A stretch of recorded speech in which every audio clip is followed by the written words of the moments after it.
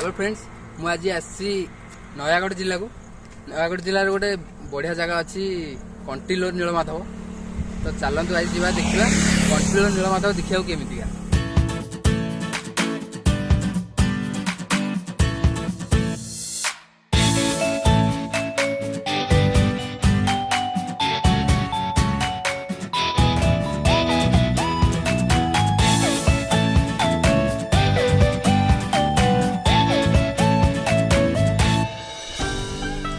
नीलमाधव मंदिर हेउची एक पुरातन हिंदू मंदिर। यह नयागढ़ जिलार कंटिलोर महानदी कूल अवस्थित।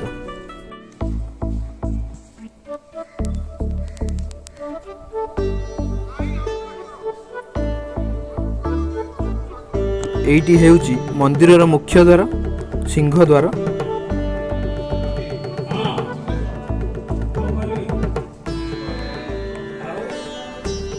नीलमाधव मंदिर भीतर को जीवाई रही 4 गोटी द्वार।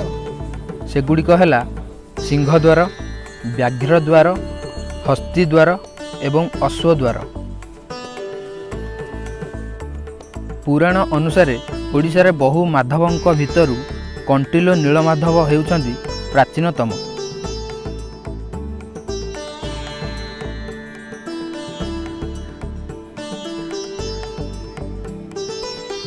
राजा विश्ववसु पूर्वर प्रथमे भगवान ब्रह्मा नीलमाधव को पूजा करुथिले।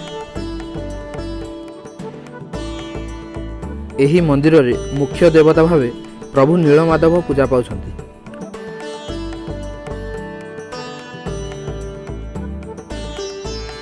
पार्श्वदेवी भावे श्री जगन्नाथ, माँ लक्ष्मी, विमला, सरस्वती, बटमंगला, सिद्धेश्वर, क्षेत्रपाल, नृसिंह, सूर्यनारायण, बटेश्वर एवं हनुमान पूजा पाई था।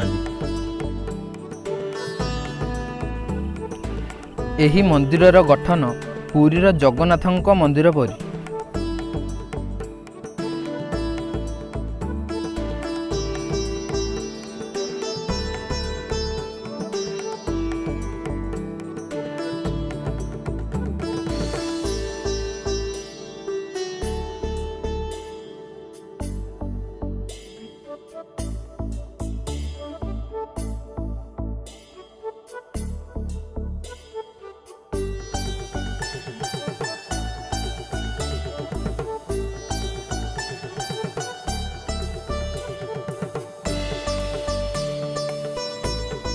ସେହି ସମୟରେ ଏହି ପାହାଡ଼ଟି ଘଞ୍ଚ ଜଙ୍ଗଲରେ ପରିପୂର୍ଣ୍ଣ ଥିଲା।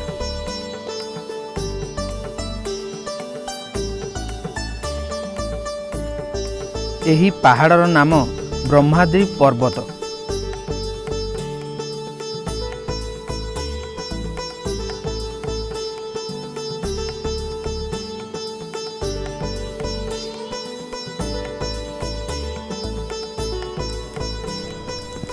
पुराण प्रसिद्ध यही पहाड़टी कुआरिया, कुसुमी और महानदी 3 नदी को छुई रही।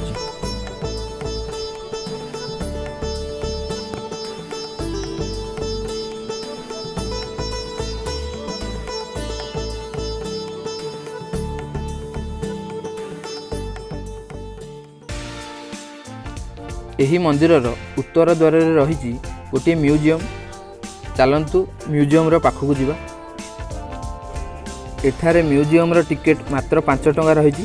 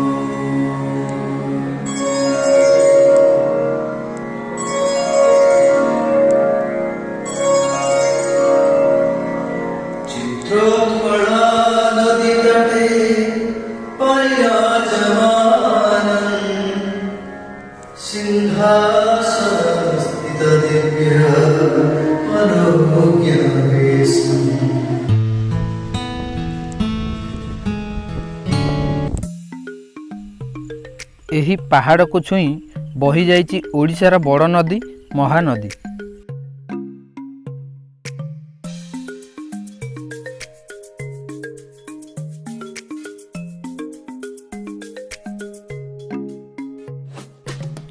ଏଠାରେ ବୋଟିଂର ଫ୍ୟାସିଲିଟି ଅଛି। ଏଠାରେ ଆପଣ ଚାହିଁଲେ ବୋଟିଂ କରି ମହାନଦୀର ପ୍ରାକୃତିକ ସୌନ୍ଦର୍ଯ୍ୟକୁ ଉପଭୋଗ କରିପାରିବେ।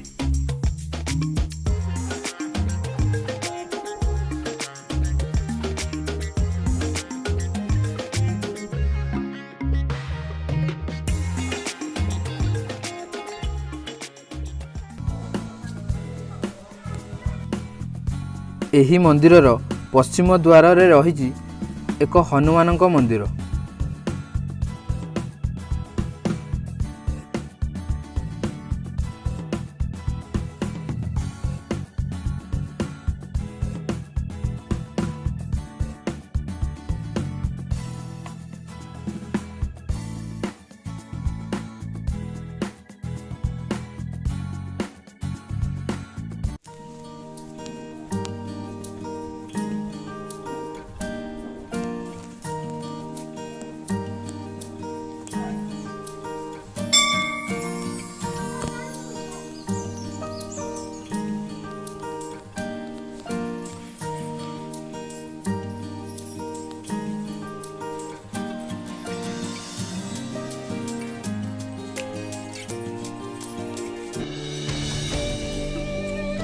ଏଠାରେ ଡାହାଣ ପଟେ ଯେଉଁ ଛୋଟ ଛୋଟ ଘର ଗୁଡ଼ିକ ଦେଖୁଛନ୍ତି ସେଗୁଡ଼ିକ ହେଲା ବହୁ ପୁରାତନ ଗୁମ୍ଫା।